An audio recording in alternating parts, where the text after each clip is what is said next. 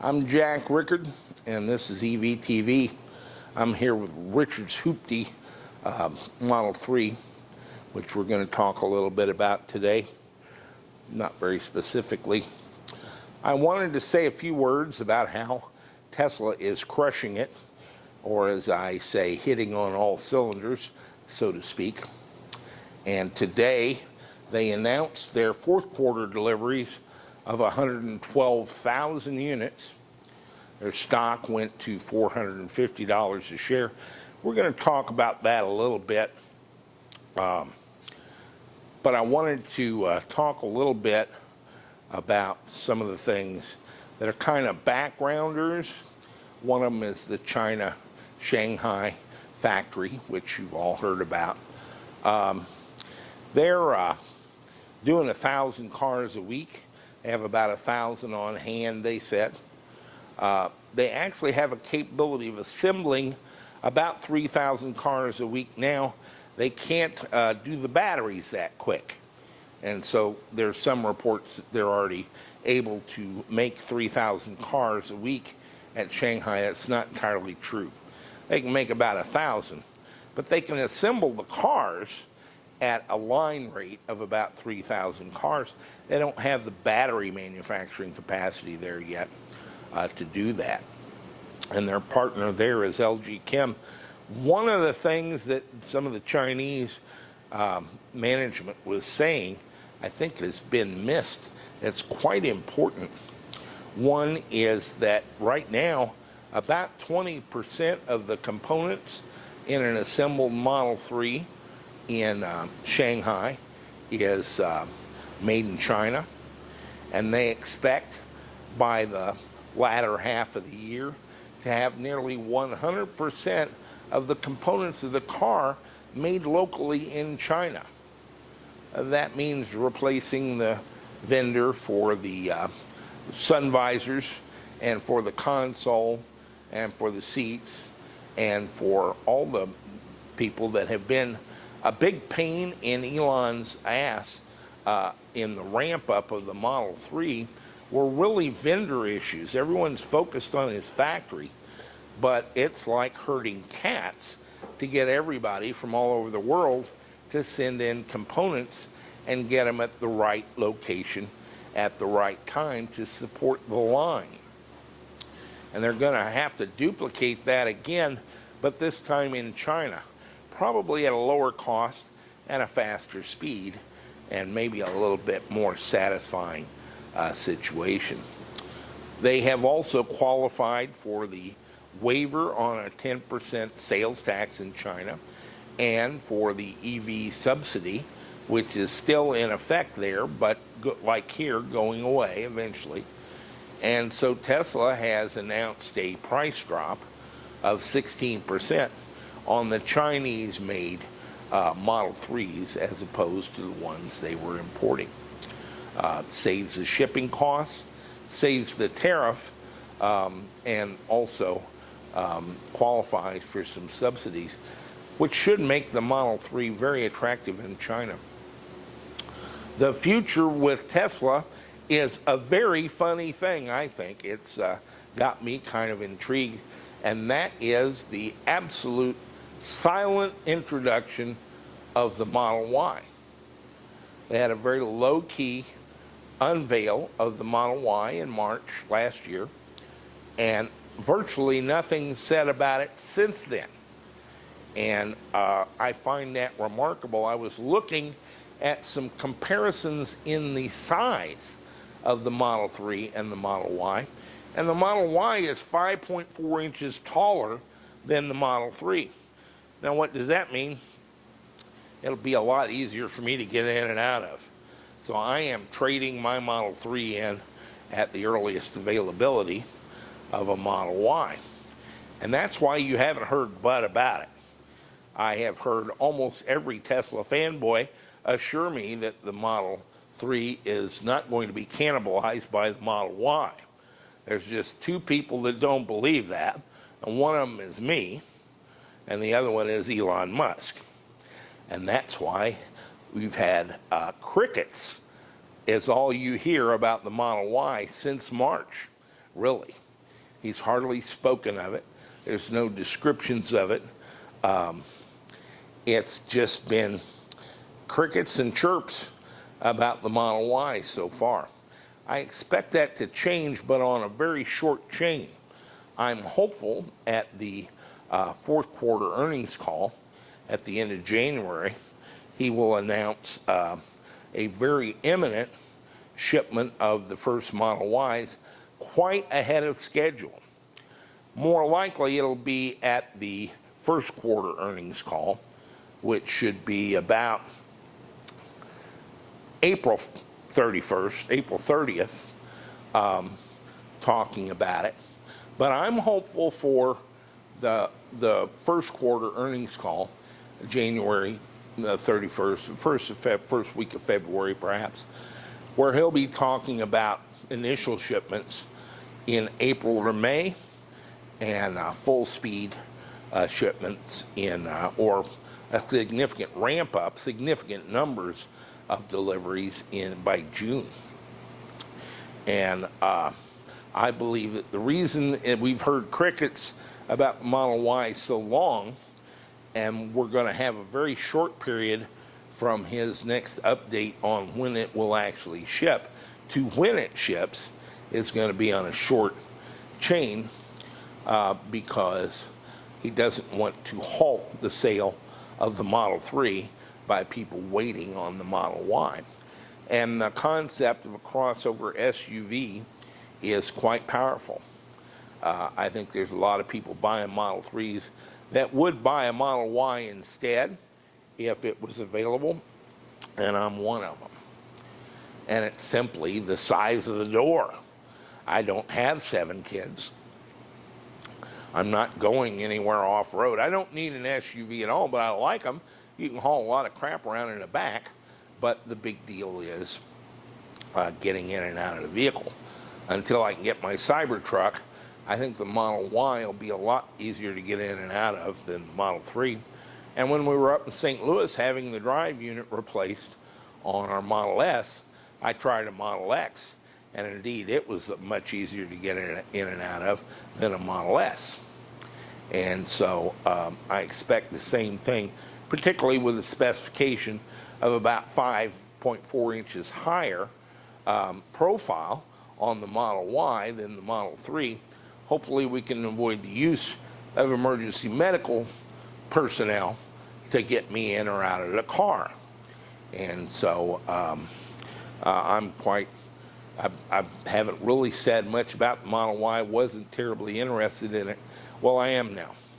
And I think this is all per Elon's plan, in that he needed to show continued sales of the Model 3 in the face of evaporating federal subsidies, and he has. So I expect a great earnings report with higher earnings than he had in the third quarter, in the fourth, and 112,000 deliveries when he really only made 105,000 cars in the fourth quarter. And what that actually exhibited was we had Tesla stores and service centers where there was no stock. You couldn't go in and buy a car for Christmas. They simply didn't have them. And some people trying to beat the first of the year deadline to get the miserable $1,800 that was still left on the tax credit, that failed as well. And so I think that avoiding cannibalization of the 3 is what has driven the silence on the Model Y. And I think it's much more imminent than yet said. And I'm excited about it. I still want a Cybertruck, but that's a couple years off. But the bottom line is that Musk is crushing it on all fronts after a couple of years of work in the wilderness. It's starting to come home for him, and in a lot of ways. The issue that I want to talk about today is Tesla's stock movement and price and where that's gone. Let's take a look. How about a long, rambling diatribe about Tesla's stock performance over the past few months and what I think it's going to do in the very near term in the future?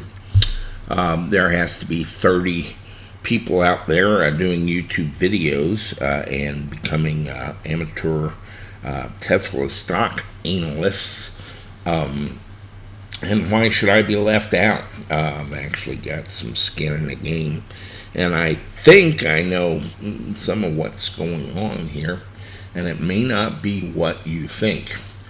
Tesla's had a pretty good quarter, as we can see here. Late October, Elon Musk put out a memo that they had a shot at 100,000 unit deliveries in quarter three. The actual announcement was 97,000.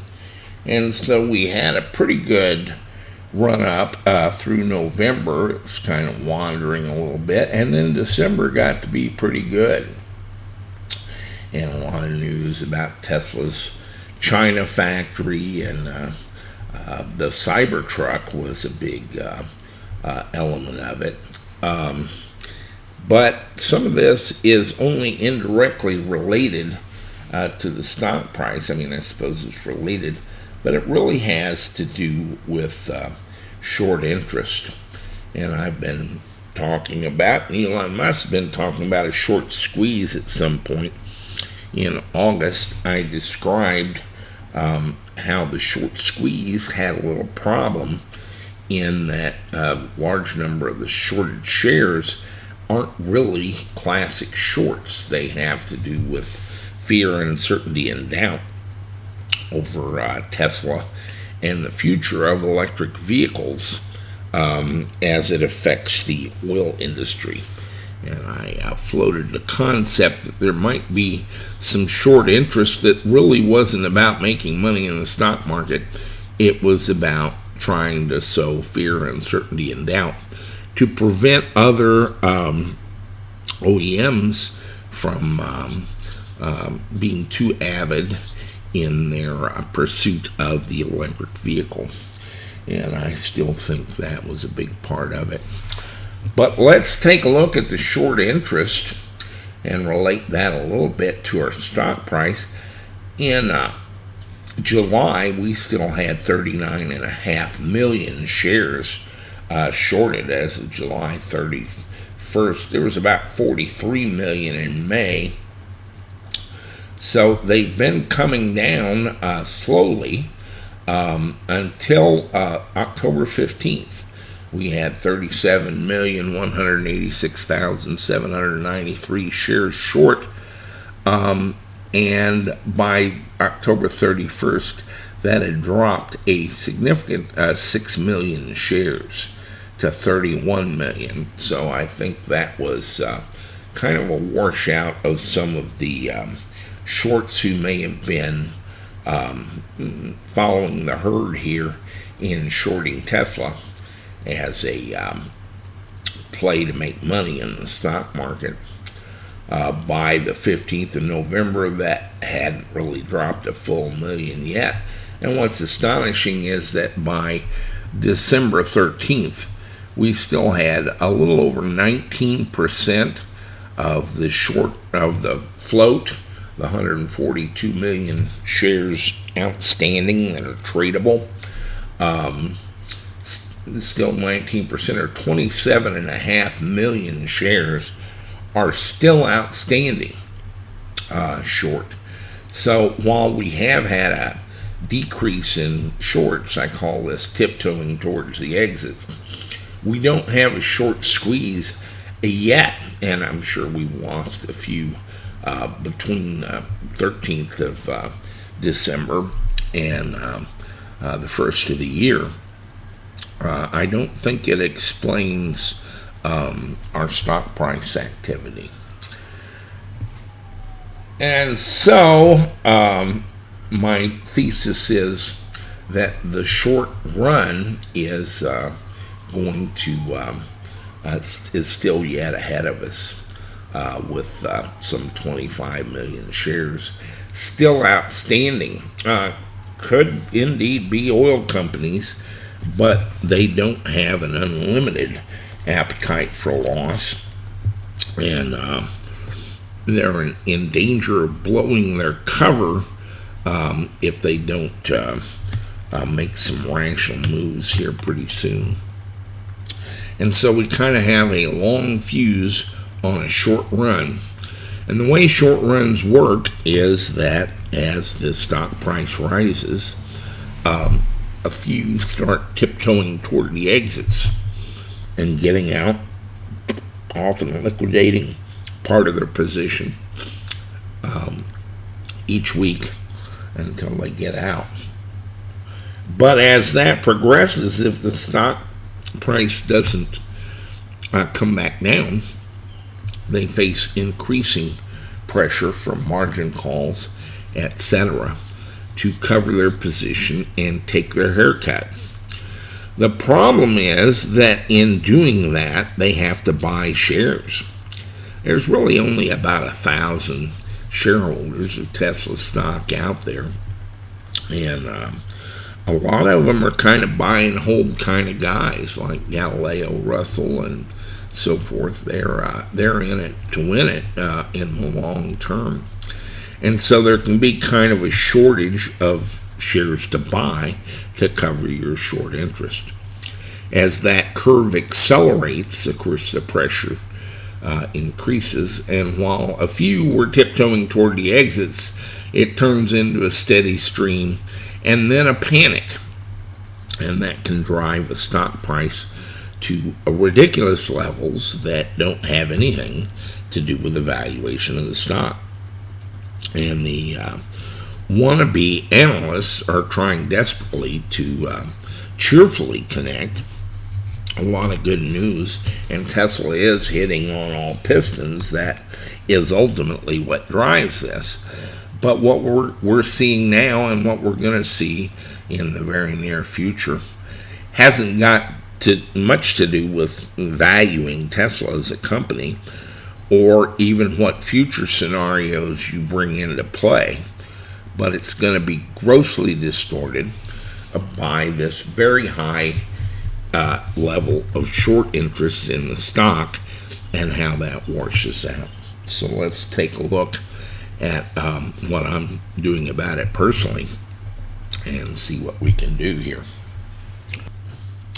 I had a position going back several years that had gotten to about 1,101 shares of Tesla stock, and I sold 801 of them at the point where we reached $404 in December, and that might seem a strange activity to get out before it reached a peak.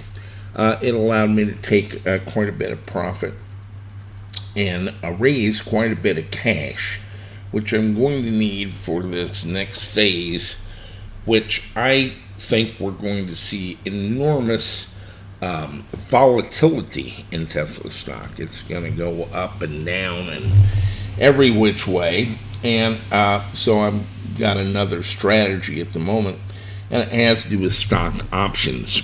There's really no need to short Tesla stock. You can buy put options that give you the right to sell Tesla stock at a certain price in the future, or any time between now and the future. And you can buy call options to do the same thing, buying Tesla stock. And these are very leveraged, and they don't take a whole lot of money at any one point, but they can be very useful. And I've done what I call bracketing, and that is I've bet both directions. I bought some February 21st, 2020 $600 calls, and some March 20, 2020 $600 calls that are way out of the money, obviously at $450. And by being way out of the money, they're quite low in cost or value.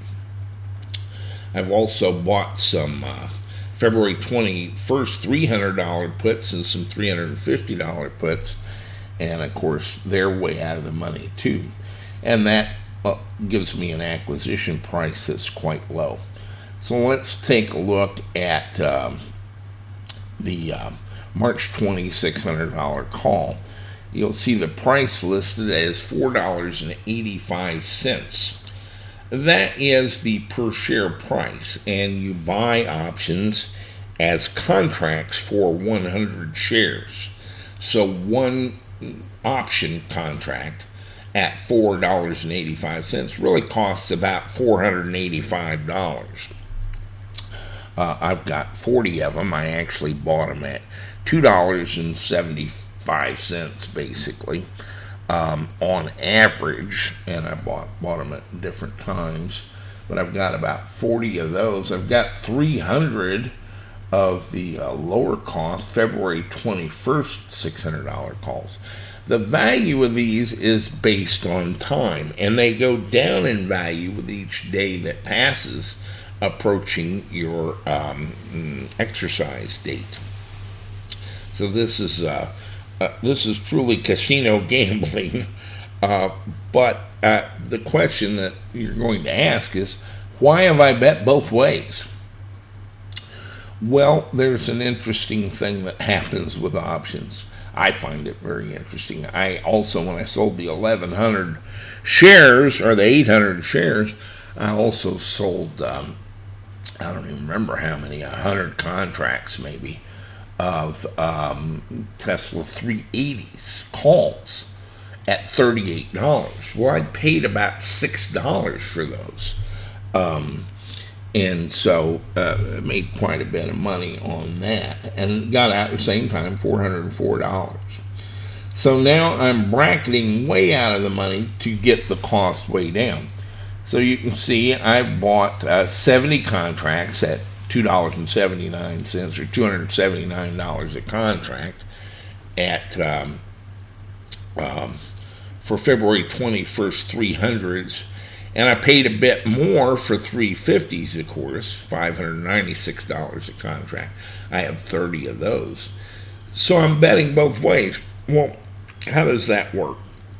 Because it's going to go in one direction or another. Actually, it's probably going to go in both directions several times. And I'll be trading almost daily on this. And so it's going to work out. But let's say I just bought and held these, and the stock kept going up. Well, I can't go down on my puts beyond my original investment. If they expire worthless, I lose $279 per contract. Similarly, on the 350 puts, I'd lose $596 per contract.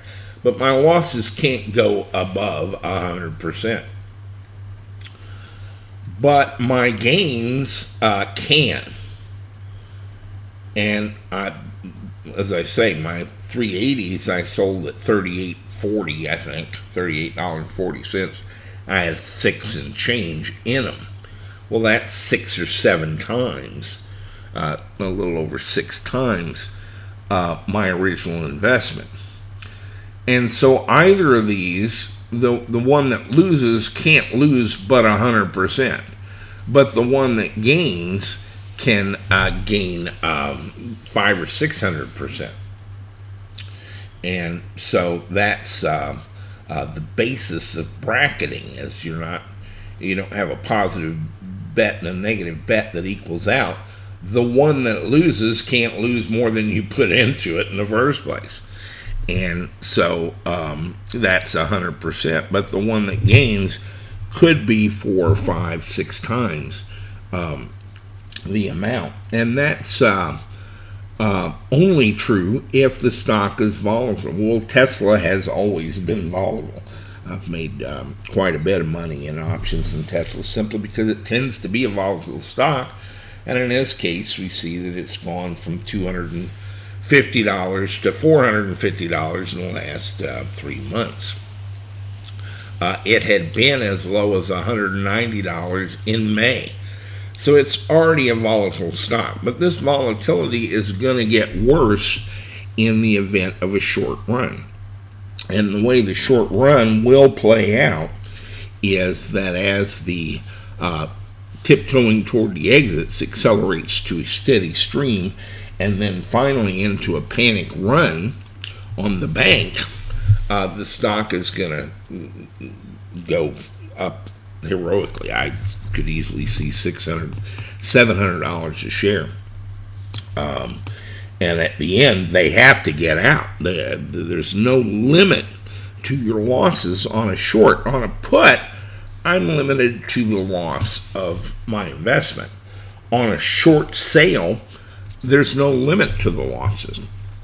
And so they have to cover at some point. Now, once all of them have covered and this haircut's been taken by all 25 million shares, there's no underlying value in the stock supporting this ridiculous price that was caused by the run. And so the price will then collapse. And so we're in, I think, over the next couple of months, and this is like the most slow motion short run I've ever seen. But it is going to happen. And so over the next 2 or 3 months, I see enormous volatility in Tesla's stock. And it's not based on anything Tesla is doing or not doing, or its prospects for the future, other than the background of positive news is going to fuel the short run. And so that is important. And as I've said, they're hitting on all cylinders, so to speak, in some amazing ways. The China factory, the fourth quarter deliveries, and you'll notice my timing here, February 21st. Well, they're going to announce their earnings at the end of January.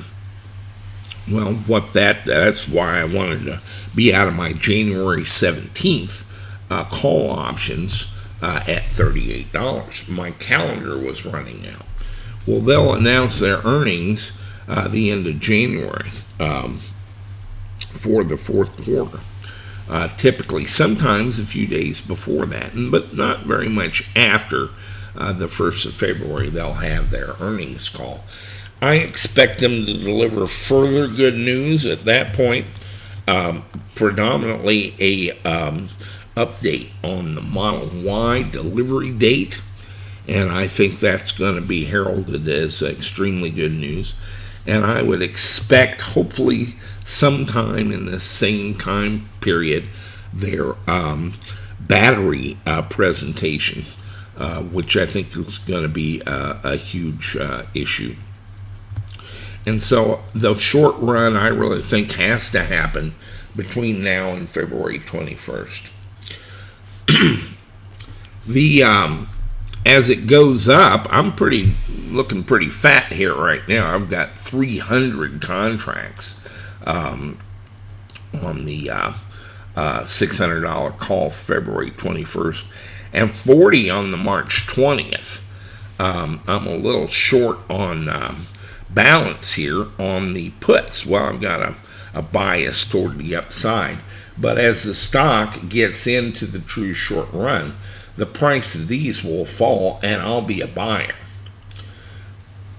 Now let me show you what I mean by leverage. Today, Tesla stock has gone up $20.14 or $4.68, 4.68%. But the February 21st, 2020 $600 call, which is way out of the money, we're at $450. It has to go up $150 to get into the money on this call option. But it went up $1.16, which is 82%. The longer March 20th didn't have quite that leverage because it has a longer expiration date, but it went up $1.93, which is a bigger number, but it's only 59.69%.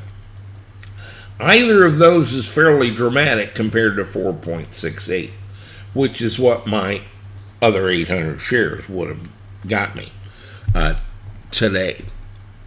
Of course, you notice the puts are down by 30 and 33%. Why are they down less than the up? Well, again, it can only go down by up to 100%, which is my $5.96, my $2.79. So by bracketing way out of the money, calls and puts outpaced the fourth quarter earnings call, and hopefully outpaced the battery presentation that Elon Musk has provided. And again, I think they're going to announce initial deliveries of the Model Y by May, April or May, and in some numbers by the 1st of June, and that'll come out on the fourth quarter earnings call probably around the end of January. And so we have good news coming, but more importantly, it's just going to put the shorts out of business, and there's still 25 million shares. 19% of the float is still out short, and they have to cover. So we're going to have volatility. We'll have initially a huge volatility up, and then we're going to have huge volatility down. And I'm kind of betting in both directions because I have the option of selling whenever I want to, up to February 21st. Really, the last week or two of an option, they're not worth very much, simply because the expiration date is so near. And so timing has a lot to do with options and where you choose to play. The further out of the money you are, the greater the gains if there are large stock moves. If I bought a $475 option right now, first place it'd probably be $30, but it's potential to go up. Even if it goes to $475, is much lower as a percentage than these longer options at way out of the money, because it's a pretty cheap bet.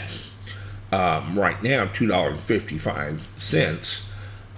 That and I bought it $1.95. That Tesla's going to reach $600.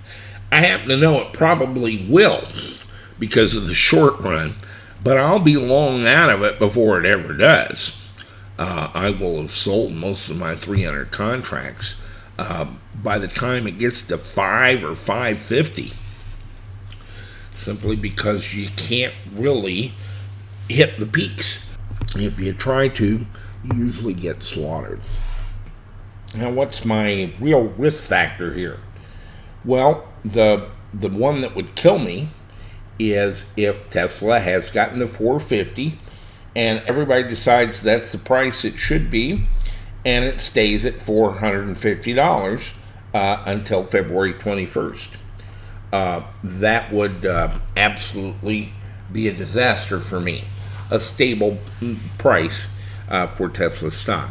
What are the odds of that happening? What's your bet on Tesla having found its proper place in the universe and staying at $450 a share?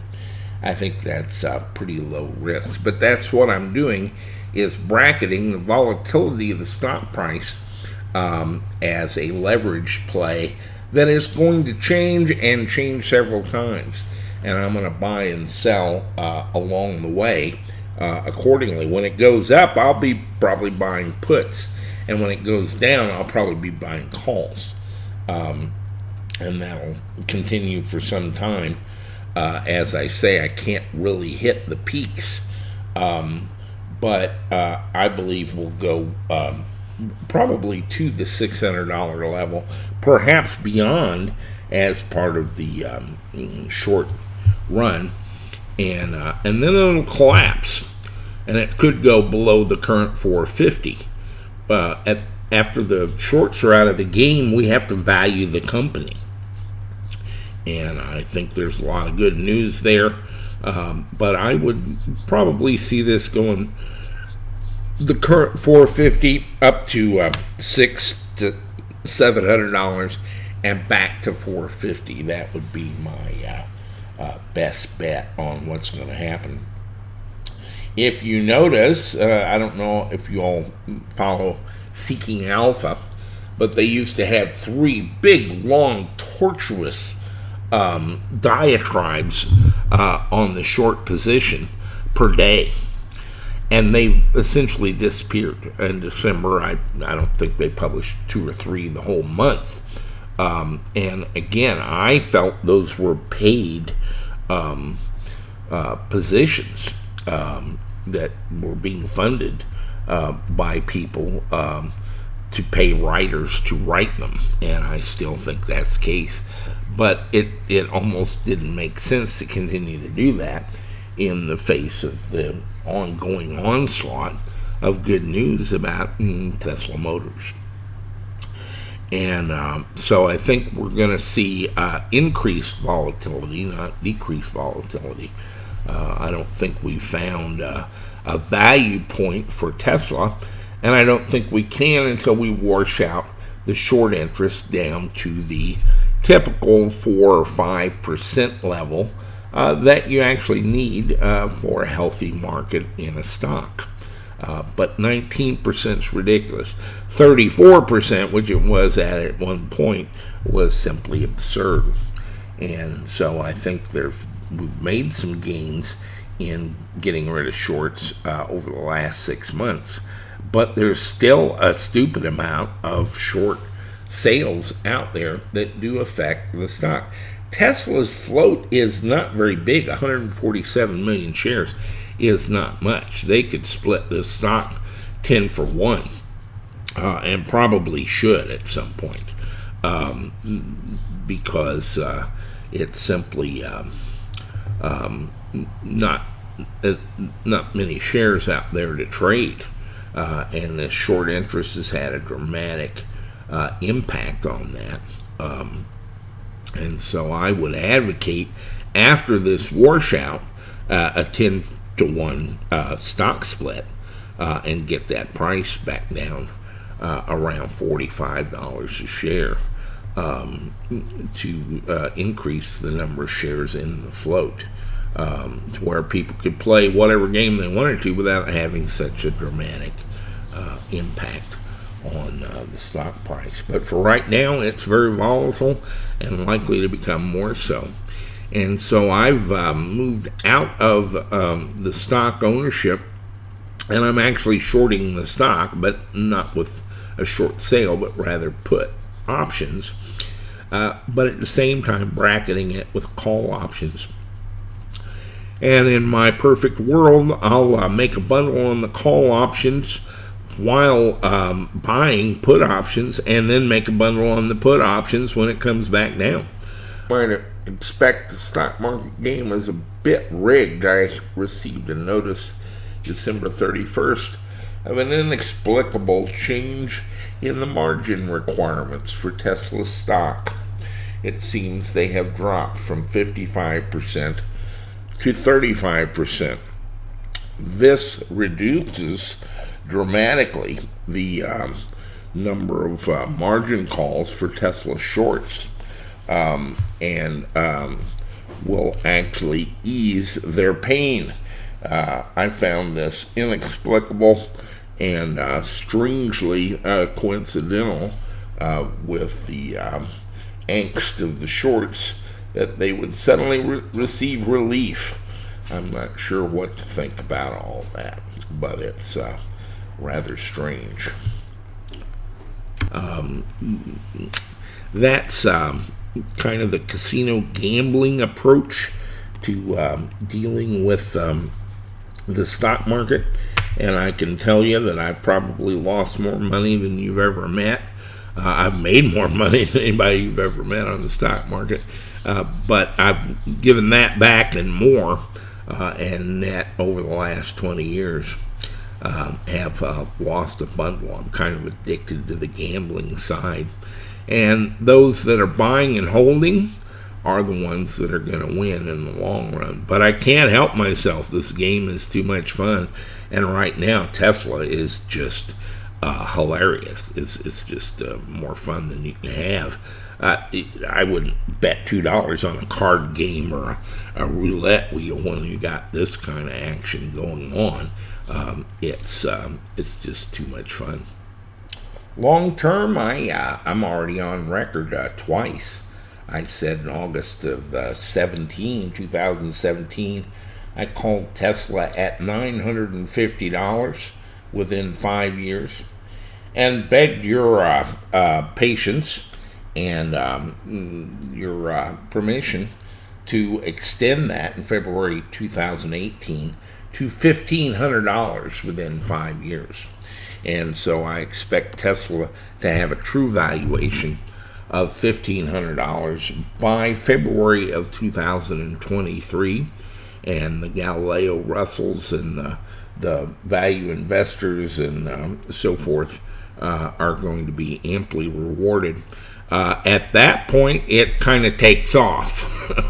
This is forming the base by 2023 at $1,500 a share. As I said, I hope they split it several times along the way, but that's what you're looking at. The blue sky for Tesla with the solar roofs, the power walls, the automotive, and a few other things that I think they could get into.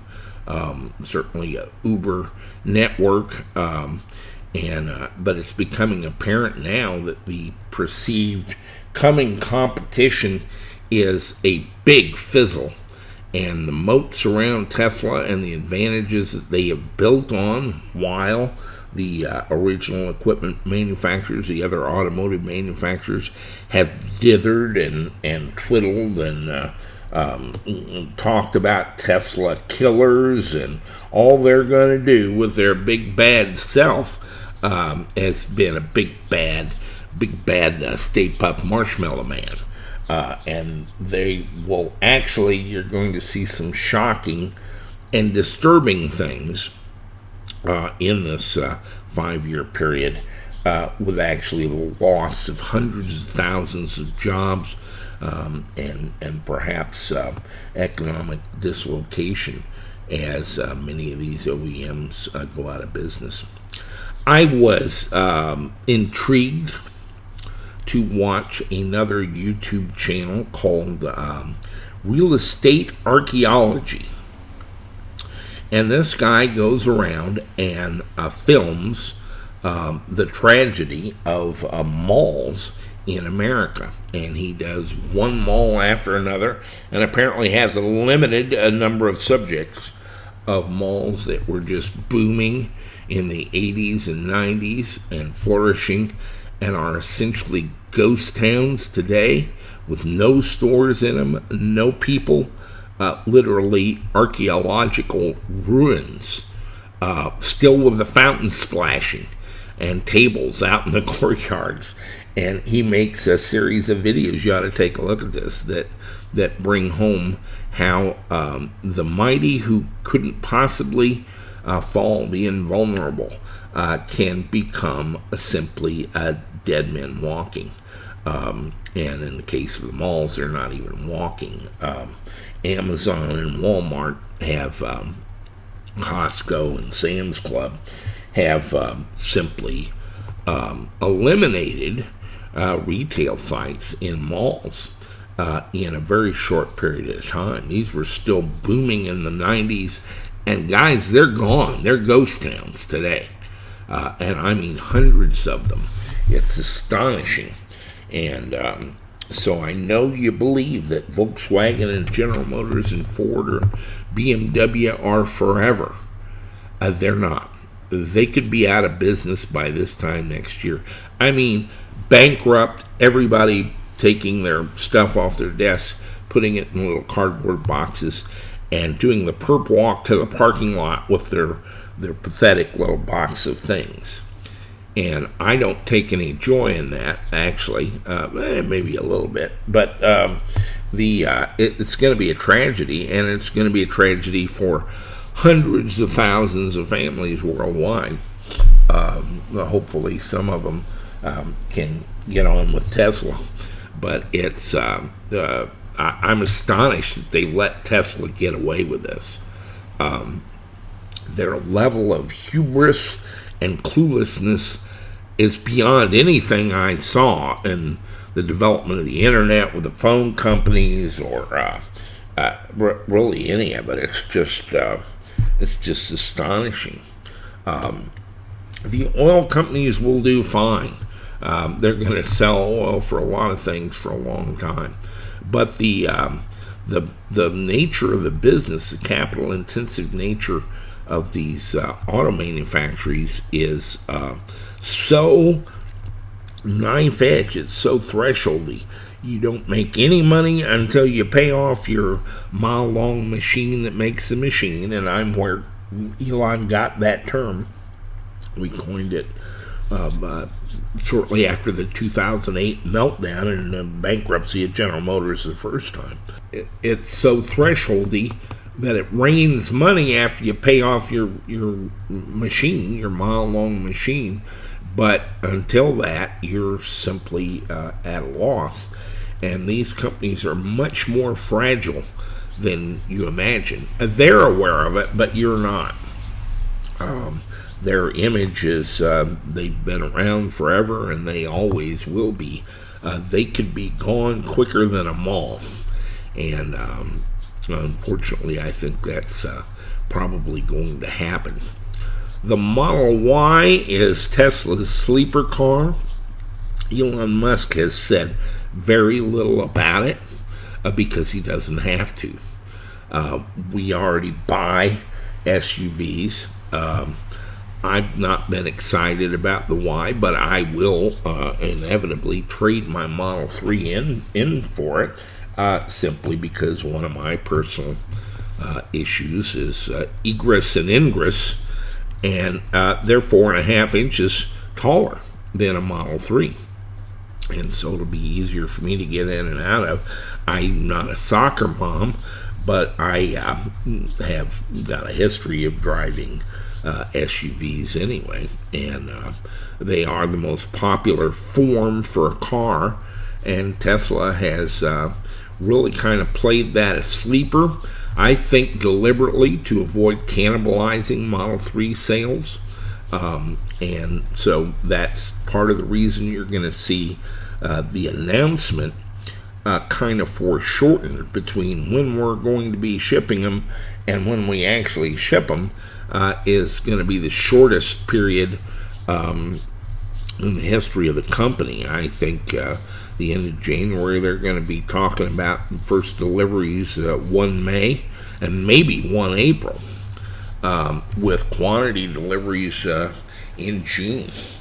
And the reason is to maintain Model 3 sales. There will be inevitably some cannibalization of Model 3 by the Y, but the net effect will be, again, a 50 or 60% increase in the number of total cars that Tesla delivers in 2020. And they will dominate that area much as they did the medium-sized luxury sedan.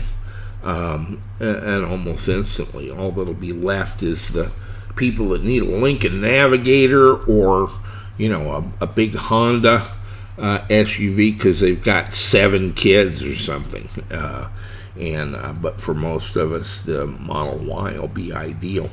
And of course, what has fueled a lot of this, as you know, we've been very positive on the Cybertruck, which is another year out there. So we've got several years of huge growth opportunity, blue sky for Tesla in the automotive market. And in the end, I think you're going to find that they're a technology company, not an automotive manufacturer, after all. but they've proven some just things that weren't taken into account. The importance of the over-the-air updates, the fueling network, and so forth has just not been taken into account. And so I think this is Tesla entering its salad days, but much to come.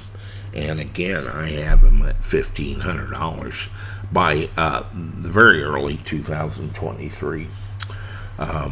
So stay with us. It's going to be a fun ride. And thank you for all the letters and emails from people who are now buying Teslas on their winnings from the Tesla stock market. I don't talk about it very much. I don't view myself as a stock analyst, and I don't even play one on television. But we have mentioned it several times in the past. A number of our viewers has acted on that to their benefit. And I just recently got a letter from a guy who was delighted he'd bought it $280 and it was then $335. I would say he's probably happier yet today at $450. He had sold his long-held Exxon stock and put it in Tesla. And I'd say that's worked out for him pretty well. So stay with us. There'll be more to come on the Tesla stock front and what's going on there. And as always, I do have to caution you, I am the last guy remaining left on the internet who could actually be wrong. Everybody else is guaranteed 100% to be correct in their analysis and their take on these things. I'm the only one left out of 4.5 billion people left on the internet who could technically actually have it all dicked up and be wrong. So take care of following my advice. Stay with us. Shop supervisor here at EVTV, and I'd like to talk to you today about our Tesla Model S module battery controller system we call the ESP32V2. You can find this on our website at www.evtv.me. Go to the store section and click on Model S modules. The price of this unit is $24.95. We keep these in stock. They usually ship very quick, but it will allow you to utilize Model S batteries as a battery bank system. The system is expandable. You can put up to 62 modules with the system, and it allows you to control and monitor the voltage, temperature, as well as micro fluctuating the control of leveling the batteries. It also comes with a display. The display is a very nice 7-inch touchscreen display. It will allow you to read the amperage coming in, amperage going out, state of charge level of voltages, as well as configure changes in your battery system. Another thing that is very unique about this is it also works through the internet, so you can have it at a remote location. But these items are here in stock at EVTV. They normally ship quick. We got them for $24.95, and basically they're fully assembled. And the labor costs you will save just by not having to hassle with a lot of these electronics makes this item well worth it. Check us out on the website. Shoot us an email if you need more information. Again, Richard Flingy here at EVTV. Okay, we have a kind of an interesting project here I'd like to talk about, but I'm not going to do it. Ryan, what the hell's his name? Brandon? Ryan's fine. Yeah. Bill, whatever. Brandon? Brandon's my real name. Alzheimer's, you get to meet so many new people every day. Brandon Drury and Danu De Silva. Danu's our lead technician. But I had a project for them using a Raspberry Pi. Now, I can do this. And in fact, I've written programs in C on the Raspberry Pi, done a lot of work on the Raspberry Pi for battery display. But their idea is to learn how to do some of this stuff. They've been doing some great fabrication, but they need to know about the heart of the beast. And so I assigned them this project, and I think you'll find it somewhat interesting. Tesla is simply hitting on all cylinders. I love to say that. Do they have silk? They don't have any cylinders, but I still like to say it. There are so many things that even I miss as being important. And one of them is their full self-driving, which uses a lot of cameras, which I don't care about. And I really am kind of a agnostic, cynic, atheist when it comes to Tesla's full self-driving. And I think eventually they'll come to see it my way. But I could be wrong, because Elon's crushing it on so many fronts. But along the way, he's used the cameras for other things. And by putting a thumb drive in your USB connection, you can save video of your drives. Better yet, they've done a software update, several of them, that includes Sentry mode, which means when you go off and leave the car, if somebody comes up within the proximity sensors of the car, it will turn on the cameras and record them. Now, why would that be interesting? Well, it's turned out to be very interesting. Would you believe there's people that are quite jealous of Teslas? And they like to come up and key the car, mess up the paint job, stab the tires, let the air out of the tires. Now, they're not making much money at this. They're just, it's kind of like the Allstate commercial with mayhem at the wheel.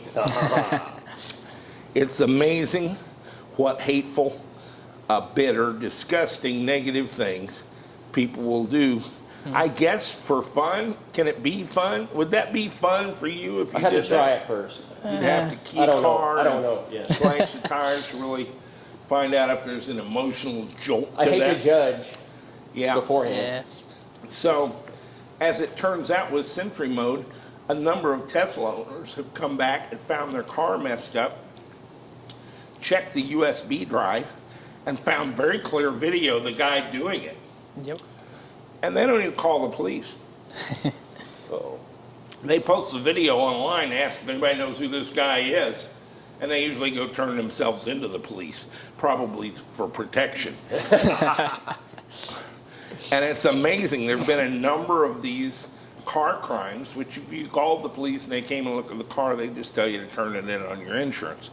But when you have video of the guy, it's pretty easy to track him down and arrest him. And there have been a number of arrests from this. Now, this is all from a feature on a car. I don't expect it to be another 3 months before people are going to be walking around Tesla cars to avoid even being on camera, much less having anything to do with stealing one or any mayhem. So it's like the ultimate protection for your car is for everybody to know that you're videoing them if they show up.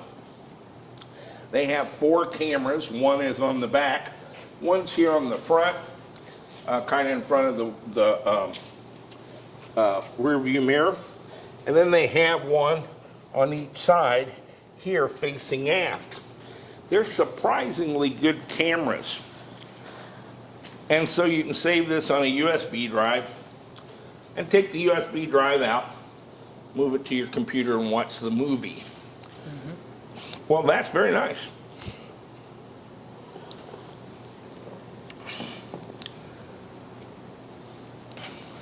This is a Raspberry Pi Zero. as you know, I really like the Raspberry Pis. This is the little bitty one. It's kind of a headless server is how you would use it normally, or in a device. Doesn't have as many frills to it as the regular Raspberry Pi. And of course, it's even less expensive. I've got it with a clear case now. This is for mine. But a guy did a project over a year ago. It's on GitHub under Cimryan, Cimryan. But it got forked, and the best maintained version is under a guy named Marcone, or Marcone, M-A-R-C-O-N-E, GitHub/Marcone. And the project is called Tesla USB, which is a little misleading, as this is neither a Tesla nor a USB device. It's a Raspberry Pi. Raspberry Pis have a full Linux server on them, and they have Bluetooth, and they have Wi-Fi. And so what these guys have done is cooked up a implementation on the Raspberry Pi that will let you, when you drive in to your home, it'll automatically connect to your Wi-Fi router, your access point, and download the images to a directory on your PC, where you don't have to unplug anything, you don't have to plug anything in, you just go to your PC and check that folder, and you have all the latest captures from your car.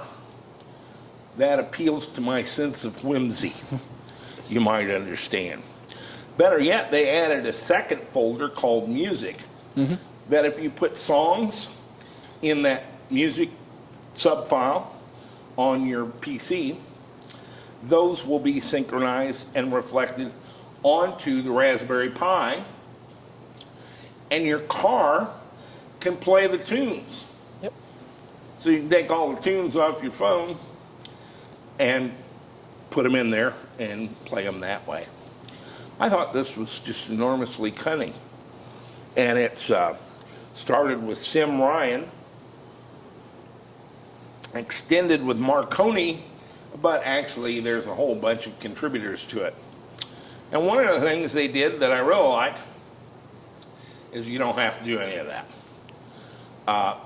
This Raspberry runs on a very small micro SD card. And so you can take one of any size. We like 64 gigabytes, because that's about enough to put all your drives and all your Sentry modes for the rest of your life onto one device and in your PC. It's just a lot of data storage. And they describe this on YouTube very badly, and only for Windows. Yep. And we're kind of a Mac shop. But these two guys are going to walk you through every step you need to make to download and copy the image from GitHub onto the card. There's one config file that has 30 lines of text in it, about 2 of them of which matter. Yes. And how to edit that for your system, and then how to set up folders on either a Windows 10 machine or a Macintosh machine to act as a server that your car will automatically offload all of its video whenever you pull in, and actually sync up your music folder as well to do all that. And you don't have to do anything. You drive home, you go to bed, you get up, you drive again. If something happens, go home and look in your folder on your PC, and there's already a video of it for you to see. Now, that isn't taking out a whole lot of steps. The thumb drive isn't really hard to deal with, but I just thought this was really cool. And so we're going to have it on both cars, several computers, and total chaos and confusion between all that, which is what we like. On an itty bitty Raspberry Pi Zero. And so you'll have access to your driving videos and your Sentry videos with amazing ease. Now, what you need hardware-wise to do this is a Raspberry Pi Zero, about $30. A short USB cord with the right ends on it, Type A, $9. mini Type A. And a SD card, 64 gigs is $12.95, unless you get the ultra high speed, in which case it's $15 or something. So this is a $60 or $70 solution, and so we like it a lot. And these two guys are going to do all the work, not only of setting that up initially, but also showing you how they did it step by step, so you can do it too. Ready? Begin. So in this video, we're gonna walk you through on setting up the Tesla USB from Marconi from GitHub. And so we'll walk you through the pieces first. So we have the Raspberry Pi Zero here, and we've taken the SD card out. So when you get it first, you'll have the SD card separately. So we are gonna actually use a SD card to USB adapter to connect it to the computer to write the image that we download from GitHub. And then we also have a USB Type A to Type B mini to communicate with the Raspberry Pi Zero, so we can confirm that the image has written properly. So we'll walk you through. We have the Mac we're going to record our video with, and all you need is right here. Anything you want to add, Brandon? No. Alright. You got it. So to download the image on GitHub, we will you can simply look up Tesla USB Marconi, and we've already looked for it a lot, so you can see it here on GitHub. If you go up to this link, and if you look at Tesla USB, and that'll bring it up on full screen here, and this has all the steps on setting up Tesla USB and installing it. And what we are actually looking for is the image. So here you can see there's a pre-release of the new beta version, and then we also have the latest release, that's the most stable one, 2019 June 15th. So this is what we're actually interested in, and what we're going to is the zip file. So simply click on that, and that will start the downloading. And it's a 359 megabyte file, zip file, but once it's extracted, it'll come to about 1.6 gigabytes. So now we'll just go to our Finder and see the download happening.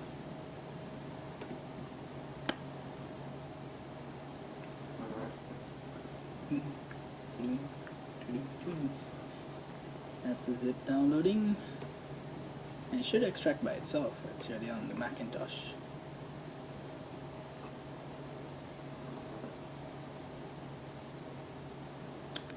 It's action-packed. And there you go. And that's the disk image, and it's already extracted. And this is what we're actually going to use to write to our Raspberry Pi. So to write this, we are going to use the SD card, which I believe is formatted, but just to confirm, we are going to format it by ourselves. Just simply insert it to the USB stick and plug that in. 50% chance of getting it right. I got it right the first time. Good job. That's very rare. So this actually already has some stuff in it. I believe this is for a Raspberry Pi kind of beginner's setup. Trash it. It's got to go. So we are going to actually go to our terminal, and I'm going to walk you through on how to format and install the new image. So a couple shortcuts here. Disk util list, which will show you all the disks on the Macintosh, and you can see the one we just connected, disk 3, It's a 16 gigabyte, so you can confirm it right here. It has a partition with a FAT32 already. So we are going to basically clean this up and write the new image. So I'm gonna need a little help. So I'm gonna go to my instruction video or book. And Guide. Guide. Yeah, it's not really a book. What is the command I use? Not too far. This is the, yeah, it's toward the top. Right here. There you go. Sudo disutil erase disk, and then I'm gonna copy that really easy. Kind of shortcutting myself here. And then instead of disk N, this is actually disk 3. How'd you know it's disk 3? So that says 16 gigabytes, 15.9 gigabytes right there, and that's the one we just connected, so that's disk 3. So make sure that is disk 3, because if I was to type disk 1 or disk 2, I could destroy the Macintosh software itself. Disk 2 is actually another USB, but we're working with disk 3. So sudo gives it write permission, the permission to do all this, and then erase disk is what we're using to format it, and then FAT32 is what we are formatting it to, and then SD card is just what we're going to name it, and simply hit enter, and it's going to ask me for the username, the password, which is my This is for the Macintosh. yes, for the Macintosh. And as soon as I type it in, it just says finish erase. So now if I was to go on my Finder and go to SD card, which is what I named it, you can see it's blank, and we are already back. Now we have, it's like a brand new SD card. So next we go to write the image. We have to unmount the disk. We are not ejecting it. I need to clarify this. So we just type that in, unmount disk. This way it kind of writes it in. I'm not really sure what the background information to this is, but this is how the steps explain it. So we unmount the disk, and then we type the dd command, which is how we write images onto the SD cards. So it's sudo, which gives it permission again, dd if, and then this is where our image is. It's in our downloads folder, which is probably where it will be for you too if you download it to your downloads folder. And then here, disk N, we're going to make it 3.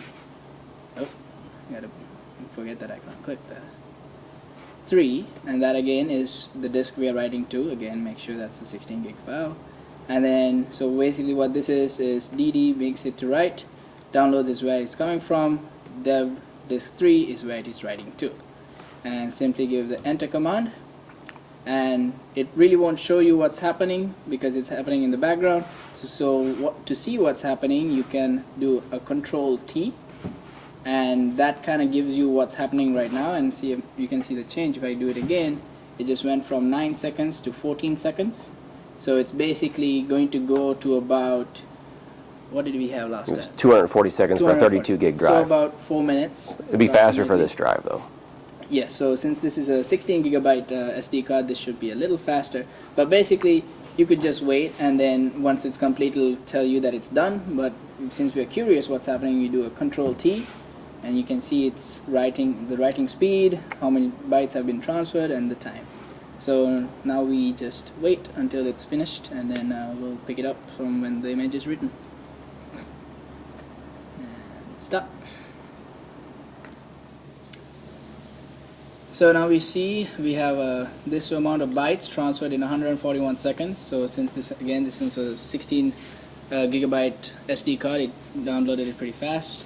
And now if you look in your finders again, you should have a boot volume. Yeah. So basically what happened is we just wrote the image that we downloaded from our GitHub, and using our dd command, we wrote it to the SD card, and this SD card basically has the boot, which we can access, and it's only a small partition, and it has a separate partition for the Linux and separate different other pieces. What we are really interested in is this Tesla USB variables configuration file. So we are simply going to open this with text edit, and this gives us basically the configuration for what we're trying to do with the Raspberry Pi. So this was what we are going to set it up to. We are going to set it to this computer. So it's asking for your archive name, so I'm going to use the IP part of it actually. So to confirm my IP address, I'm simply going to go to my network preferences, and it tells my IP address is 118. So I'm going to set that up.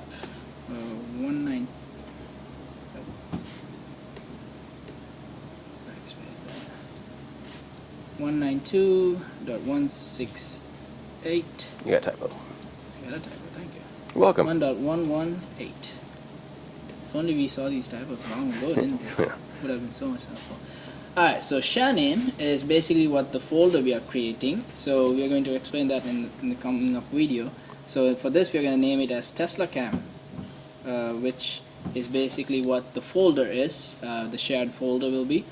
And then as for the username, so basically what happens is we are granting access for this Raspberry Pi Zero into this server and to access into this folder, and so this folder is inside a certain user account, and what we are giving is that username and password. So as for this computer, it's Danu De Silva is the username, and the password is simply USA Today. Is this a security risk? I was thinking about it. We are giving our Wi-Fi and password and everything, so Too late now. we can change it later always. In the Windows video, they kept hiding it. I don't know why it was so big of a security risk. Probably for good reason. Probably for a good reason. So in this setup, we are going to use a music folder as well. So we don't want the cam size to be the full 100%. So we are going to simply do it to an 80% cam size. So that way we get about 20% or basically the rest of the space for music.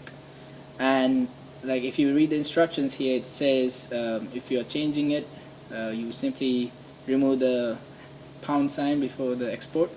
So we are going to delete this. Yeah, the pound So sign's a comment. Yep. we set up the music file. So again, we're going to name that Tesla Music, and again, so this is a Tesla Music folder that we are sharing, and this is the Tesla Cam folder that we are going to be sharing from this computer. And so with the Macintosh, well, basically you can have multiple devices on the same network, as long as you have the different IP addresses listed that will synchronize with that specific device. So as for the Windows, we have in our shop, which IP address would be 119, I believe, or was it 19? Not telling. I can't remember. Yeah. But basically the IP address was what you would change if you are synchronizing it to a different device, and then the username and password for that user account in that device. And again, how you share the folder we will explain in the coming up part. And next is the most important part, where you set your SSID and password. So in our shop, it's simply EVTV, and the password will be again USA Today. You see it?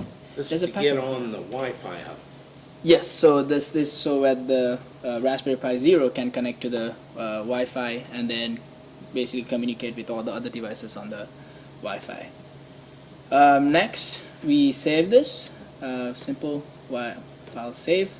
But now if you notice, it's saved as variables.conf.sample, which is not really what the Raspberry can read it. So we are going to change it to configuration only. To do that, simply well, I'm used to saying right click, but it's control click works too, or just click with 2 fingers and you go to get info, which brings up this information about the file. And if you open the names and extension, you see it says Tesla USB setup variables conf.sample.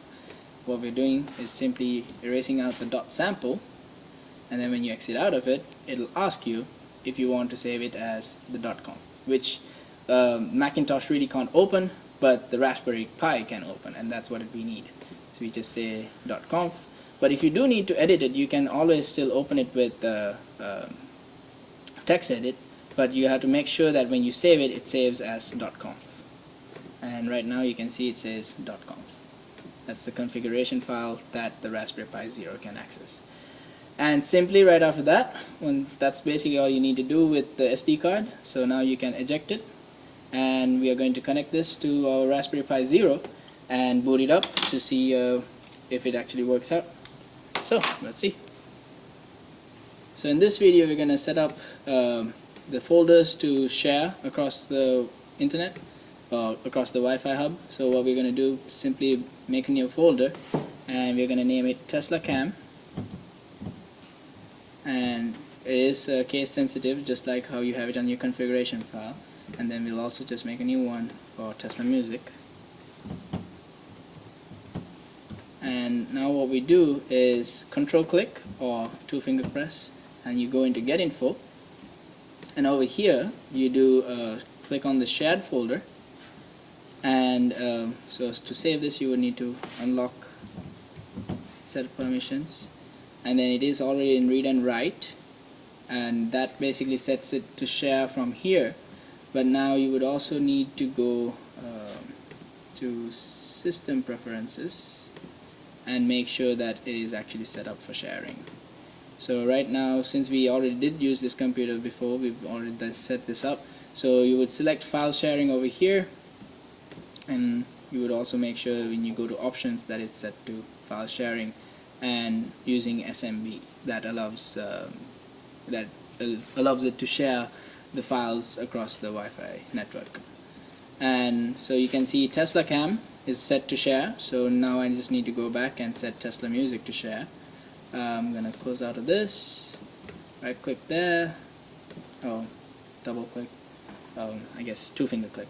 I'm used to Mac Windows click. too much. Yeah, Mac click, that we should do that.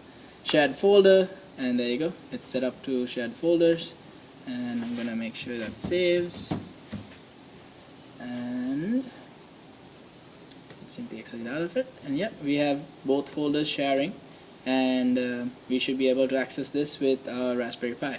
So let's test it out. Let's go ahead and put an MP3 file in the music folder. Yes, so yeah, this is the IP address that it's gonna communicate to with, and we're gonna add some music into our Tesla Music, because that way we can check the music copying into our Raspberry Pi later, which we will show in a bit. So we have some songs already in Tesla Music, and now let's boot up the Raspberry Pi, and we are going to actually use a terminal again, but this time to SSH into the Raspberry Pi. So let's go ahead and boot it up. We already exited the card. I'm going to take the SD card back out, put it in the new Raspberry Pi. This has never been powered on all day today. This is a brand new. Risky. Yeah. We're going. So there's two Type B, mini Type B ports. There's a USB and power in. So in the car and also when you're setting up, we're always going to be using USB, because that's how the data is being written into the Raspberry Pi Zero, and also how we can access the SSH programming of this. So we simply connect the USB mini, 50-50 chance I got that wrong, and plug that in to a USB port, and you'll see a little light blink. It's blinking right now, and it takes a couple seconds. It seems more like it's dying when it fizzles. Yeah. So the instructions on the GitHub say it blinks twice, and then it blinks thrice, and it blinks 4 times, which I've personally never seen it for the past week that we've been working on it. It just blinks. So. But if it looks like it's dying, it's alive. I think that's the lesson here. That's the idea. Yeah. So kind of to show you what happens if you connect too soon. So I'm simply going to type in SSH Pi at Tesla. You got a typo.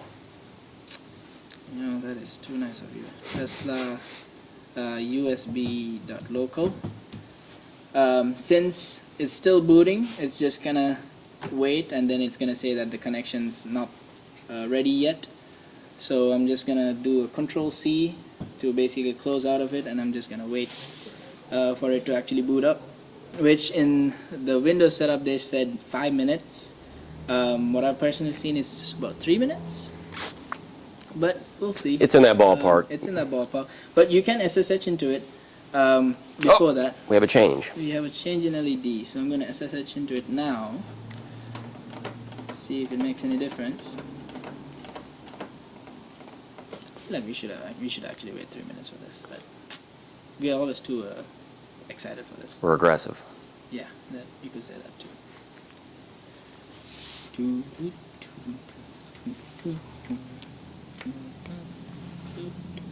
There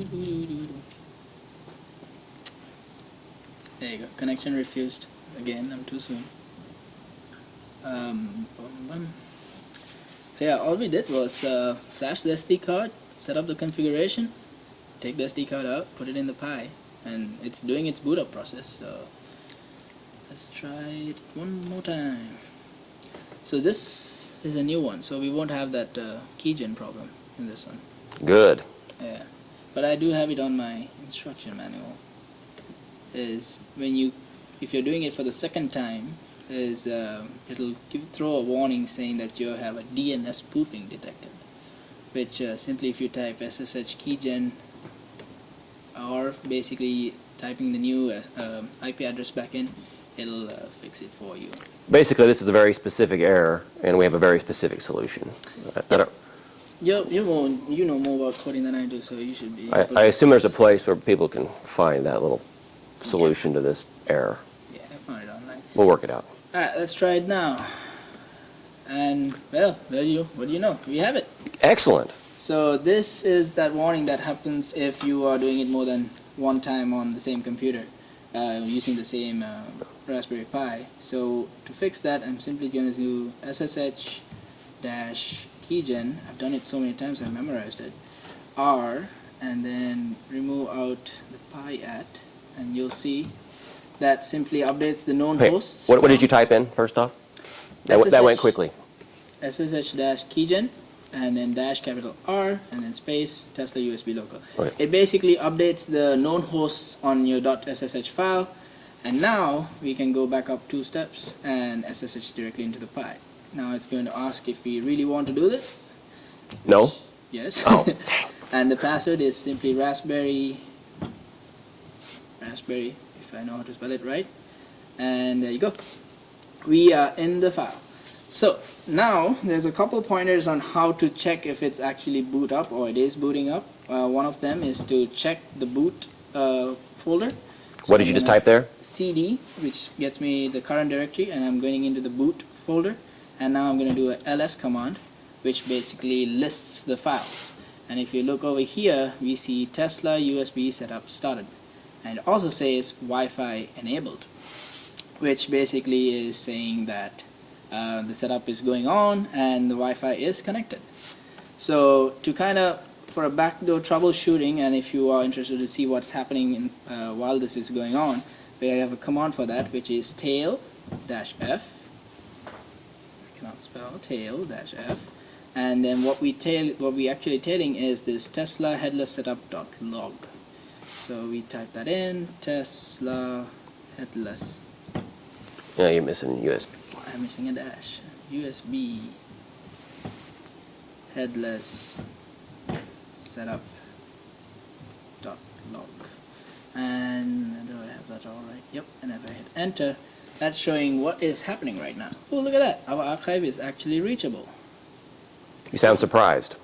It takes a while. Given how many times we had to do it in the past, I'm actually surprised it worked the first time. So what you see here is it's downloading files from the GitHub itself, and it's downloading into the Raspberry Pi, and it's installing packages, and also it is checking if the archive server, which is this computer, The Macintosh, yes. the 118, is reachable, and it is finding that it is reachable, and it's trying to mount stuff, and it is finding that it's mountable. So we are pretty much done here, and we have no errors, which is nice. It's really nice. They'll come. Yeah, but if you do come up problems, there's 2 ways of troubleshooting that I found very easy. One of them is to simply do a where are you? Did I not finish this yet? This is. What are you reading from? This is a document I wrote myself within the past week that we Okay. kept working on this. I thought I finished it. So on the 10th time through, it's easier? I'd say so. Yes, I think so. We've been hitting this wall quite a bit, so I think we finally got to where we can break through the wall pretty easy now. Pretty easily. Pretty. Pretty. Pretty, yeah. So you can see it's still installing in the background. And in the Windows video, I don't want to put the guy under the bus, but he said if it just freezes for about 15 minutes, then you have to just fix it. And he said try harder, I think was the I quote. think he said try harder, which was really not that helpful. Well, it's not bad advice. I mean, you could say. A little vague, maybe. Oh, very vague. But basically what happens is it's most of so I had the whole problem yesterday was the configuration file wasn't saved properly. So I would encourage looking there first if you see something wrong. And so if your SSID or password, it's case sensitive. So if you have anything wrong there, that's one problem, because without the internet, it can't download the files for its full update. And also, oh, look at that. It just rebooted. Excellent. All done, rebooting. Configuration file for sure. And what was the other one? Within the configuration file, we had an autocorrect issue Oh, yeah. from the Mac text editor, which I didn't know was even possible, but Let's see if I have that. that's something to watch out for. Yeah. So once you flash the memory card Mhm. and put it in and bring it up, it's actually connecting to the Wi-Fi Yep. and going out to the internet and downloading additional files from GitHub automatically. That's correct. Yep. And installing those. Yep. And if it seems like it's taking a while, just be patient, not try harder. Yes. It can take a little bit to get all those files, and then it reboots, right? With Yep. that said, using this tail command, show that again. Tail headless. Yep, this one. It doesn't stall long. Like there's never a moment where you sit here for 12 or 15 minutes without seeing things happen. So I would say if you sit here for a few minutes and don't see a change, then something's quite wrong. Well, Yep. if you don't use the tail command, you won't see it. You won't know at all. Yeah. And But then it's still doing it. it's probably, I would say at least 5 minutes or more. Yeah, maybe 10. So now we actually see the LED blinking in order. So it kicked us out because it rebooted. So we're simply gonna SSH back into it, and it's just gonna ask me for the password, Raspberry. And what we have next, we are back in. So again, I'm gonna do the CD boot to go back into the boot folder. And now if I do ls, you can see it says Tesla USB setup finished. Yeah. So we are complete, and Wi-Fi is connected. So next we want to check if the server is up. So to do this, we are going to do a df-h. What does that do? What does that do indeed? It lists the device. I might need help here. It lists the disk- folders. the I disk- don't know. Yeah, what's in the disk basically. There we go. Yeah. And you can see right now we have backing files, 179 megabytes, and then the boot. Where's the boot? Oh, the root. And 950 megabytes over there. And so I believe the music has already copied in. And as you can see, there's no IP address or anything because it's already Why would there be an IP address? finished. Whenever it's connecting to the server, it would show the IP address there. So if In this list right here? in this list right here. So I can actually get it to do that if I do a reboot and add more music files. But also if you were to plug this into the car and drive around and come back and then you SSH into it, you will see the IP address again because it's copying the data from your Raspberry Pi onto your server. So whenever it's actually exchanging data, that's the only time you will actually see the IP address. Whereas, because in the previous video that we watched, he said if you don't have the IP address, it's probably not connected. So we were really thinking that we messed up somewhere and messed up big. This connection is instantaneous, and the second that the connection stops, meaning all the file download is complete, Yep. we no longer see the IP address. That's the big clue. So, and we can mimic it right now if you want to, which I think is pretty straightforward. So is it ready to plug into a car? it is now. All right, stop your screen movie and let's go plug it into a car. Save that. Final setup.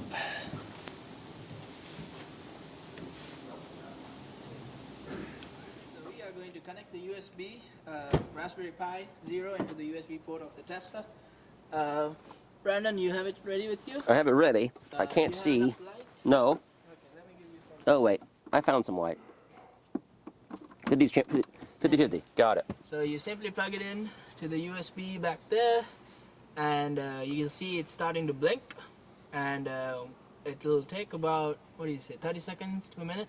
At least. At least. And This is a patient process. If you look at the screen over here, you see right now it just says radio, phones, karaoke, all that.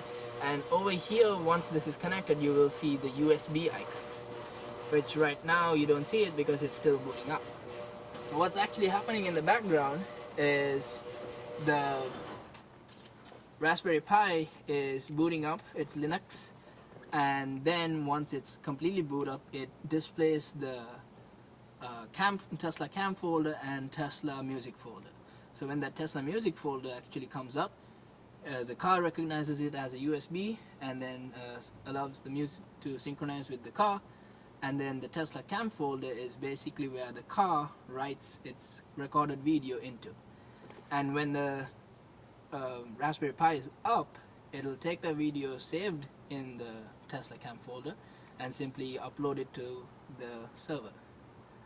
So we are still doing. So when you see this blink in this what do you say, pattern, blink, blink, blink, blink, blink, that is the archive loop, is what we found it to be. And that is basically, it's ready to boot up, and it's running its archive loop just before coming up as the two folders. Did we ever figure out what archive loop actually meant in English? I honestly don't know. I think it's when it's now, syncing. Look at that. Now we got our double tap. You got a double blink, Dun, dun. double blink. Heartbeat. And of just sorts. as that came up, you see the USB icon come up, and you also see the cam folder icon come up. So now if I go over to USB, lo and behold, we have music that's simply copied off from the server. And right now you can see it's recording, and that's recording because we have the SD card plugged in. And what's that's actually saving is into the recent clips folder, which remember, the recent clips folder doesn't actually upload into the server. So to save a video into your saved clips, you have to press this once, and when you do, you see the downloading icon. That is, it's copying the data from the recent clips to the saved clips folder, and the saved clips will copy from the Raspberry Pi through the server to your folder in the computer. What are we missing? What else are we missing? So are you saying this music copied off of the Macintosh? Yep, so that's what we just set up, and those are the files that I simply copied on from the Macintosh, and it copied by itself. So if I were to add some more music over on the Macintosh and we reboot the Raspberry Pi, it'll start downloading video from there. That is, why does it need to reboot? so yeah, that is one thing that's in the software itself, is it doesn't copy or exchange files if it's just sitting. You have to either leave the building, come back in, or you have to reboot the Let's go for a drive. Macintosh, the Raspberry Pi. So I guess, yeah, let's go for a drive. It is cold here, so I am shivering a little bit. I guess Wear a coat. wear a coat. That is smartest idea I've heard. Why didn't I think of that? Alright, we need the key card, which I believe, Brandon, you are sitting on. I don't believe that. Look at that. We have our good old OBD2 display over here too, showing our stuff. We have one set in this car. And also we now have recording stuff going on. So, let's go for a drive.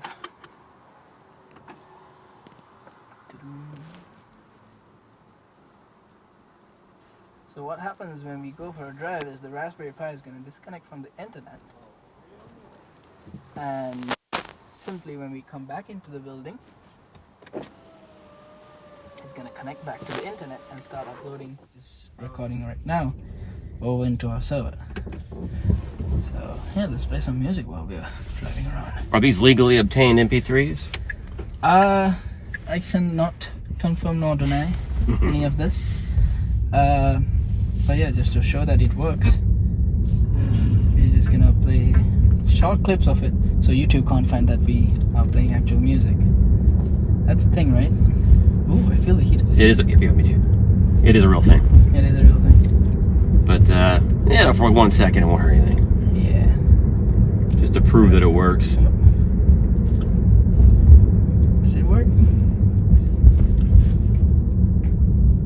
So right now we are recording video to our recent clips, but it's not going over to our saved clips until we tell it to, because the Tesla copies, I mean, it's recording video like all the time.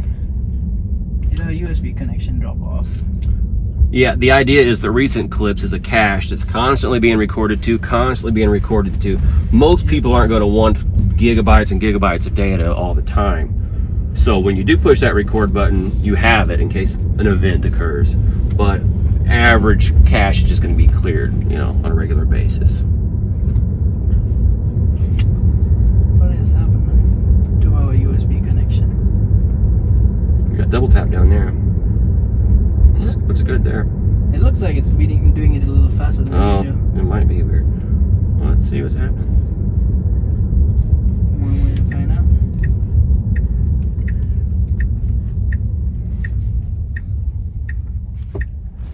It says he's lost the USB connection. I wonder if we need to stick it to the wall. Oh yeah, it might have bounced out somehow.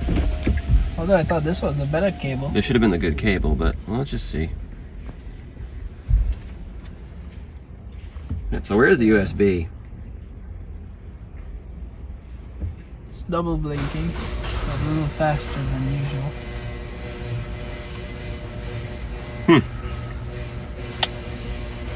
We had a lot of problems with the wiggles. Okay, everybody out of the car, hands in the air. Oh yeah, it might have bounced out somehow. Although I thought this was the better cable. This should have been the good cable, but well, let's just see. Yeah, so where is the USB? It's double blinking, a little faster than usual. We had a lot of problems with the wiggles. Okay, everybody out of the car, hands in the air.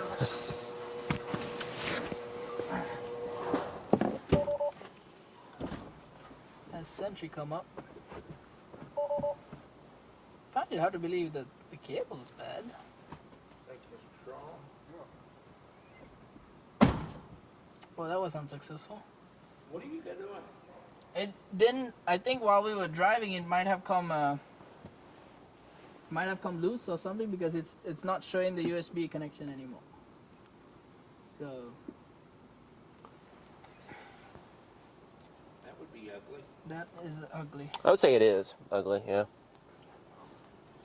Say it is what? Ugly. Should we reboot it? Yeah, Well, why did it happen? that's a great question. It doesn't feel loose. But this is the good cable. This Yeah, is and the one that works. wiggling doesn't seem to do anything. Although,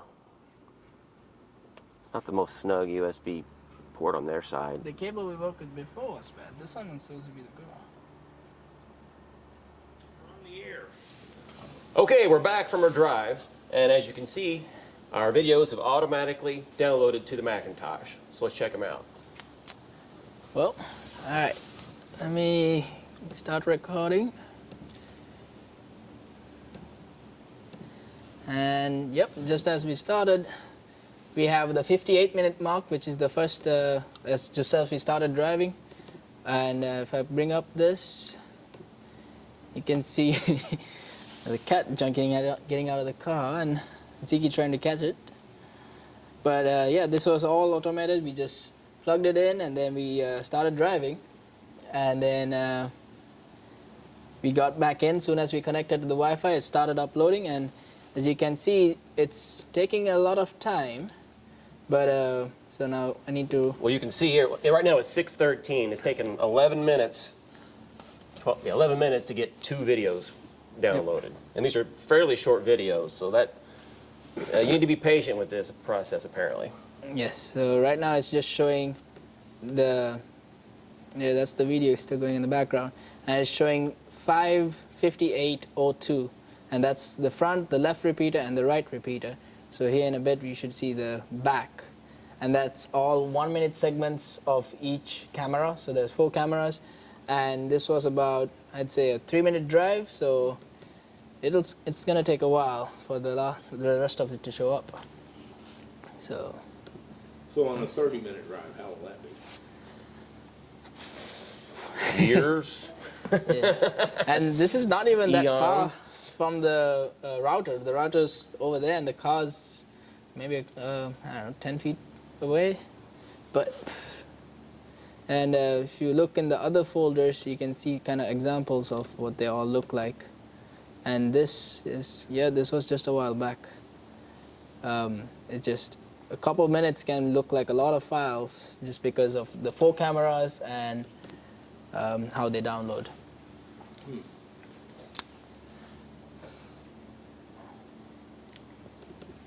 See, that's right. Well, hopefully, I can be heard through y'all's microphones a little bit.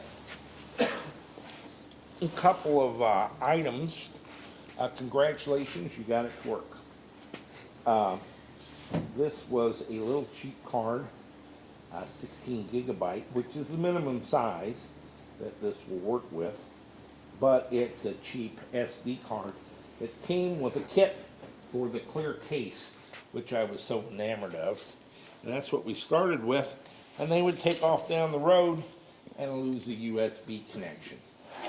And they insisted it was my Raspberry Pi W, which was different from the one they tested originally on the system. The problem wasn't the Raspberry Pi, it's the card.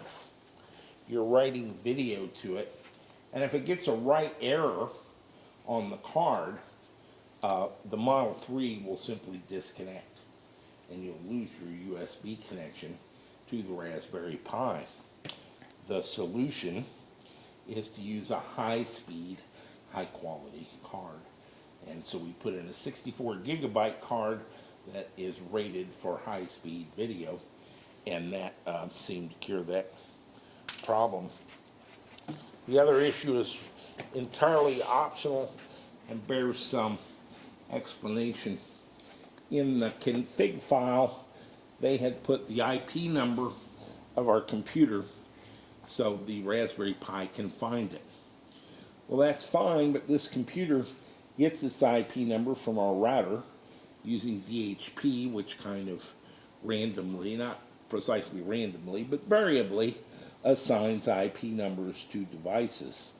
So if we took down our router and we took down our computer and made some adjustments to our solar power and brought them all back up, the Raspberry Pi would not be able to find the device. Fortunately, the Apple, I'm sure Windows and Linux, has a program that was developed some years ago for doing a domain name service, but locally. And it's called Multicast Domain Name Service, MDNS. The program that does that on Apple is called Bonjour, and on Linux, I believe it's Avahi, and I think on Windows it's Bonjour now too. But that is a program that will detect advertisements that are broadcast, and that happens when you set your computer up for file sharing or printer sharing. It then advertises itself on the network on the 255 broadcast address as being a certain name. And so you can type in that name and it will automatically look up the current IP number of that device, a printer or a file share or whatever. And so I had them go back in and change in the configuration file from the host IP number to the host MDNS name. And on the Macintosh, that will be the name of your computer, in this case, Brian's iMac. If you recall, Brian Noto used to be here. He set this up. That's how old that computer is. And, but it will be suffixed .local, L-O-C-A-L. Now this gets a little bit confusing because some applications automatically apply the dot local and some do not. As it turns out, the this particular program they have, Tesla USB, does not provide the dot local suffix, and so you actually have to have in the configuration file Brian's iMac dot local, and that worked out just fine. Now what happens is if we take down the hub and we take down the computer and bring them back up, get a whole new IP number that it's not looking for it by IP number, it's looking for Brian's iMac dot local on MDNS on the broadcast address. And Avahi or Bonjour will make a list of such hosts as they're received by the advertisements, and then it'll be able to locally look up domain name service, but it's not really domains, it's hosts on your local hub, your AP, your access point. And so I had to make that minor change to the configuration file so we would be a little bit more flexible. The disappointment for me is the USB thumb drive works just fine for this purpose, but you have to plug it in and unplug it and carry it to your computer and so forth. I think it's remarkable what they've done with Tesla USB and a Raspberry Pi, but it takes a lot of time to transfer a significant number of videos, and videos of any length, over the Wi-Fi, kind of tying up your Wi-Fi too. We found that configuring other things in here while that was going on was somewhat painfully slow because of the traffic of transmitting video. I recall distinctly when we were describing how we did kind of a CAN over UDP on our local access point for the BMS controller and the display. We were transmitting 34 byte packets that had CAN data embedded in user datagram protocol or UDP packets on the access point. And one of our viewers noted that this was a terrible use of bandwidth and just would really clog up the system. And he was saying this in response to a video he downloaded that was 5.3 gigabytes of vainglorious EVTV, about a 2-hour video. There's such a thing as scale. But when we're talking about Sentry mode or dash cam videos from the Model 3, they're actually pretty good resolution. And that means pretty high resolution, and that means pretty big fonts. And so they actually do kind of bog down the system. So you pull into your house, your garage, or your shop, on detection of the access point, the Raspberry Pi will connect, and it will start uploading videos. But you gotta kind of pack a lunch because it's going to take a while for it to do that. And of course, if you drive off in the meantime, there's some issues with the time on all of this video transfer and the amount of data that's involved. They're not 34 byte CAN messages, they're great big megabyte video files. And so that's kind of the weakness of this automated system, I think, is the time involved to upload the videos. But it is pretty cool to pull in, do nothing, go over to your computer and find this, and it is pretty nice to be able to load music on your PC and go find it in your car ready and available to play. So good work, Marconi and Sim Ryan and so forth. That's how you hook it up to a Macintosh type system or a Linux system. Really everything they showed you would work almost identically on Linux. And so it's an interesting project.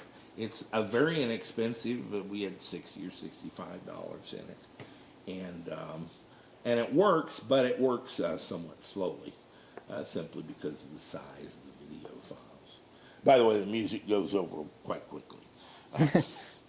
And any canned messages you might want to send would be fine, but the video takes some time. Yeah. And you do need a very, these SD cards have a confusing array of speed ratings. The trick is to buy the expensive one, and they're not expensive anymore. 64 byte card is, the good ones are $16 or $17, and the cheap ones are $9. I distinctly remember spending about $300 for a 64 gigabyte card not 2-3 years ago. So that's good news. Is memory now. I can't impress on you what that would be like to have in 1985 a card this size that held 64 gigabytes of data. A 5 megabyte hard drive in those days was the size of a sewing machine and cost $10,000 in 1985. Now you can put 64 megabytes on a thing so small and so fragile, you're scared to put it in your pocket without one of these plastic carriers, or you'll lose it or break it. But it doesn't matter. The thing's $9. And so there we go. Good job, guys. It took you long enough to piece through all that, but sometimes that's how it is in the beginning. And as I said, it's at this point better that you learn it than I.